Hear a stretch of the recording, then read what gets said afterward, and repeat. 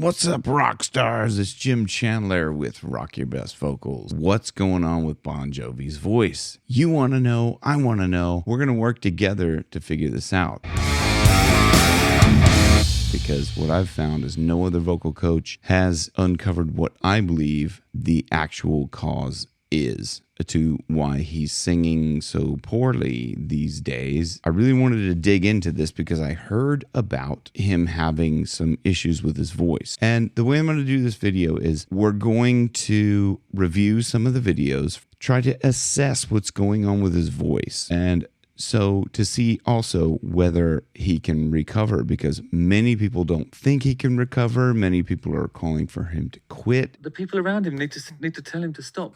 And I'm going to do this in two parts, okay? So we're going to first, in this video, we're going to look back through some of the videos, okay? So of him performing poorly. And then, so I'm going to do this in two parts. First, we're going to look through those videos. I'm going to ask you guys to comment on the video down below. What do you think is going on with his voice? And give me your opinion. And then the top voted ones, I'm going to do a follow-up video and reply to those and comment on those. And then I'm going to give you what I think it is. And the reason why I'm doing this is because I've gone through what I think is a similar issue, and I think it can help people. So that's why I want to do this. I've been in that situation, okay? So who am I to talk about this? I've been a professional singer for over 30 years and a vocal coach by default. And so why do I say by default? It's because when I would perform, professional singers would come up after the gig and they would ask me if I would help them with their voice, if they had vocal issues, or just to kind of help them extend their range or get different, like kind of the rock sounds and stuff that I was getting at the gig. They would say, oh, I want to do this, this, or that. So then I started working with people as a vocal coach. And so it's kind of like by default. And I consider myself to be more of a vocal mentor rather than vocal coach, because I didn't go to school to vocal coach. And the way traditional vocal coaches work, I don't work that way. I just give people what's worked for me and help them to not lose their voice and to be able to sing night after night without damage and without fatigue in their voice, and to be able to not lose their voice. So, and also to get the rock sounds that so many people want and to get them safely. This is very key there, is to get them safely. Okay, so all of that said, let's get on with the videos so you can kind of start adding your comments down below on what you think is going on with his voice. Okay, so let's dig into some of these, all right? Okay, so the first one we're going to look at is in Nashville. It's April 30th. 2022. So I thought this was okay, post-COVID, and this is a post-COVID Bon Jovi. So let's look at him singing. This is Living on a Prayer. We got you. Okay, so at the beginning they're giving him the key on the keyboards. So he's got the key, okay, and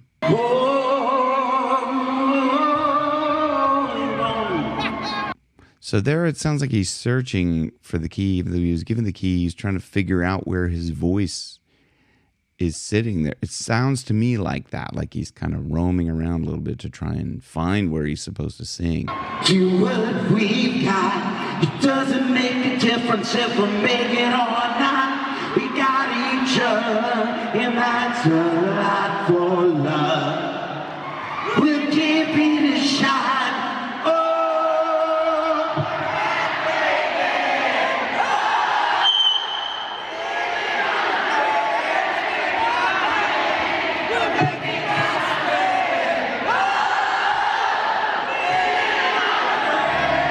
So he does that a lot. I think lets the crowd sing along rather than try to hit those notes. And you know, a lot of guys do that. I just saw some clips recently when Whitesnake was here in the last few weeks here, and David Coverdale was letting the crowd sing a lot of it. So that happens a lot, especially as singers mature and, you know, maybe can't hit the high notes as well as they used to, or they're just like kind of trying to save their voice.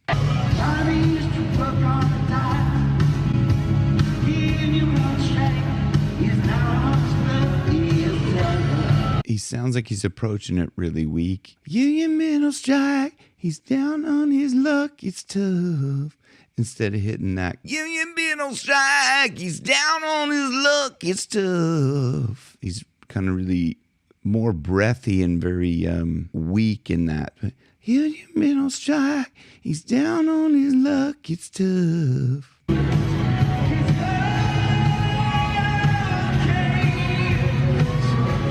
Okay, so there he proved he could hit that. It's okay. He could hit that note there. So, okay, so I'm going to cut to the part after the solo here and just where it modulates up. That's another kind of critical part of this song.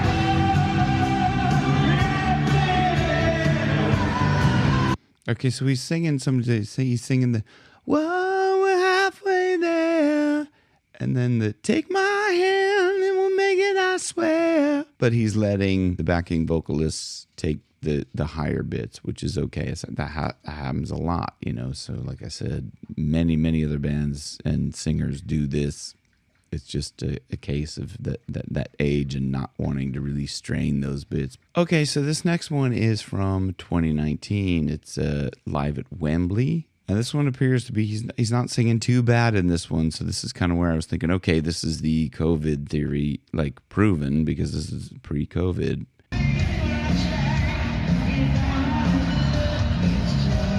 Okay, so far it's not too bad. So I was going, okay, this is proving my theory about COVID. Okay, so he seems to be singing okay. Let's move on to the next kind of bit of the song. Okay, there you can see he even did the living on a prayer. And then, although he's standing there really the whole time, he's not really moving around. And although I was thinking, okay, when I first saw this, I was like, okay, this proves that it's like, it's COVID, definitely. Okay, because this is pre-COVID. And I thought he's singing okay. And he even hit the living on a prayer. When he went like this after, it kind of seemed to me like he was happy that he got that part. He was like, yes, you know, like kind of a triumphant. And I was thinking, although he's not singing the high parts, but it seemed that's quite a big pivotal part of the song. So I thought this was like, okay, this is proving that it was just COVID, right? That's all it was. And it was proven to me that this is what's going on, and I can help with a diagnosis and, you know, kind of an outcome for Bon Jovi, because I've retrained my voice after COVID and gotten it back into shape where I can sing this and sing the highs, you know, with relative ease now. And I'll put a clip in there now, okay, just of me hitting those.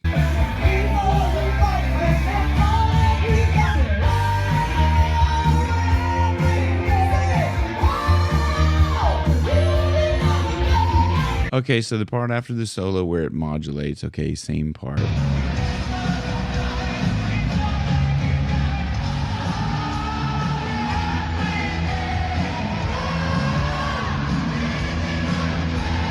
Okay, so he's singing the same parts as he did in the 2022 version. The take my hand and we'll make it, I swear. And he's letting the backing vocals do the rest. Okay, so this next one is from Rock In Rio in 2019.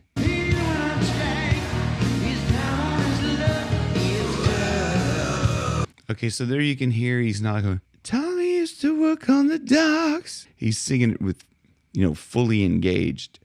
Tommy used to work on the docks. He's singing it with more engaged, a bit more power, okay? So it sounds better than 2022. A lot better, I think.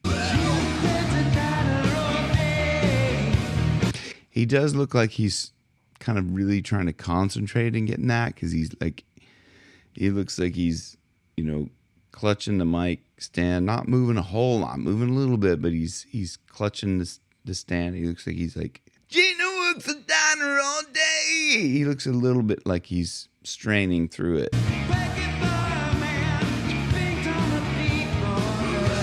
He looks like he's, you know, kind of, am I going to hit this? Or he's almost like his tension in his face looks like he's reaching for the notes a bit, in my opinion. But that's my opinion. Let me know what you think in the comments below, okay? Okay, so he sounds like he's hitting those parts in the chorus, you know, the same. They sound pretty good to me.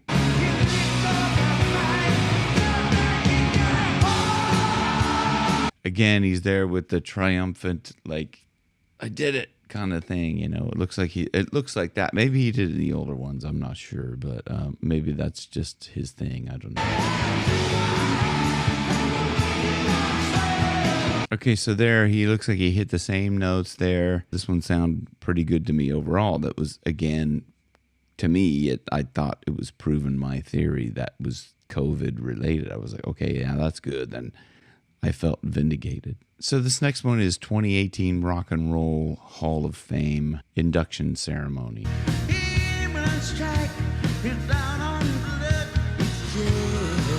So it doesn't sound too bad. Like there, it sounds a little bit tentative. He looks like he's kind of concentrating.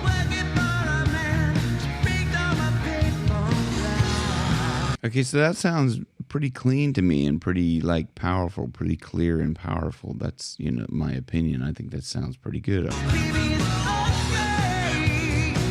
Okay, so that part there sounded nice and clean too. It's okay with a triumphant mic release. You know, so let's move on to the modulation part.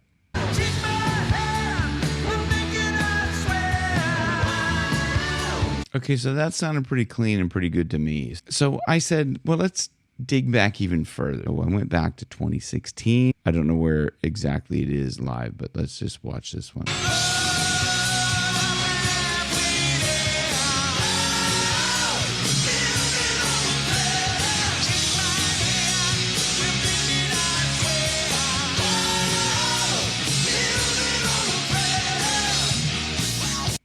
So he's still clutching onto the mic. He's not really kind of moving around a whole lot. Although he looks like he's sweating. This is generally their kind of last song / encore. So they usually save this to the end, you know, which is kind of always funny because it's a very difficult song to sing. And often bands will leave that to their last one instead of putting it forward. Anyway, so he's kind of standing there still clutching onto the microphone. Looks like he's concentrating, but he is hitting the notes fairly clean for the most part.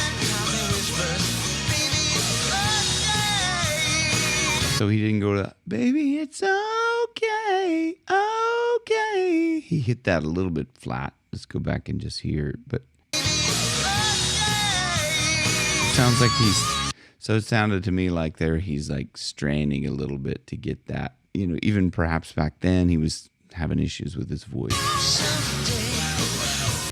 And if you know about kind of what issues he was having back then. So let me know if you're a huge Bon Jovi fan and you know what was going on with his voice in 2016 then. Was there anything, you know, that would have caused this or whatever? Because I didn't have my finger on the Bon Jovi pulse in 2016, so I wouldn't really know if there was something going on with his voice.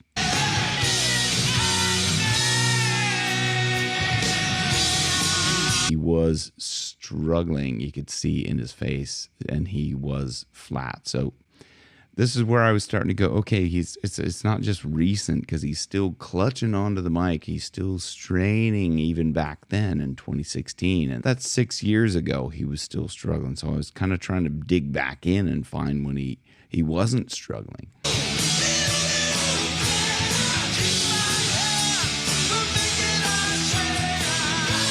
Okay, so again, the release when he's like that release seems to be so connected to either the frustration of doing it or when he's satisfied that line is over or something. It seems to me to be very tied to that. Let me know in the comments below if what you think that is, or if you know kind of if that's something he's always done. I don't know.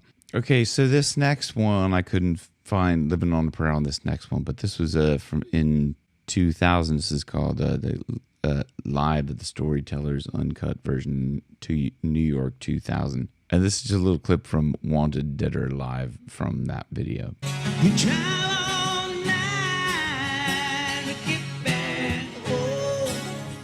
And he's got a really good clean tone in there. It sounds very good. It doesn't sound weak or anything. It sounds like really good and powerful. Okay, so he sounds really good in that one. So I was thinking, okay, yeah, his voice is degraded over the years, as to be expected as we get older. Okay, so the last video we're going to look at is 1989, live at the Hartford Civic Center in 1989. Let's have a listen to this.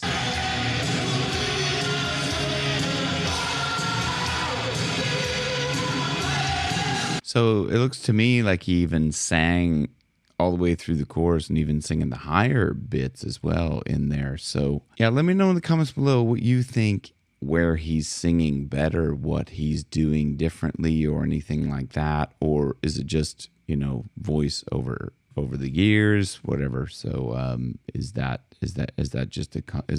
anything else that's behind that may be causing some of this? Okay, so next is the critical part where it modulates up.